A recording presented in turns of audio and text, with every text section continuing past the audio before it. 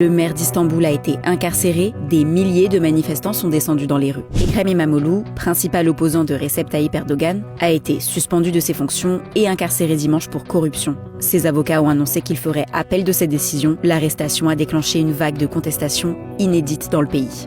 Dimanche 23 mars, comme tous les soirs depuis mercredi, des dizaines de milliers de manifestants ont envahi la place de la mairie d'Istanbul. Ekrem İmamoğlu, conduit à la prison de Silivri à l'ouest d'Istanbul, a dénoncé une exécution sans procès dans un message transmis par ses avocats appelant la nation à lutter. Le parti du maire d'Istanbul, le CHP, a quand même maintenu dimanche leur primaire pour le symbole. 15 millions d'électeurs ont voté pour Ekrem İmamoğlu. Parmi eux, plus de 13 millions de votants étaient extérieurs au CHP. Ekrem İmamoğlu, seul candidat en lice, devait être investi dimanche comme candidat à la prochaine élection présidentielle en 2028. Le gouvernorat d'Istanbul a annoncé de son côté l'élection d'un maire adjoint d'Istanbul mercredi, a émis une interdiction de rassemblement jusqu'à mercredi soir et a tenté de restreindre les accès à la métropole des personnes soupçonnées de vouloir les rejoindre. Au moins 55 des 81 provinces turques ont été gagnées par le mouvement, soit plus des 2/3 du pays.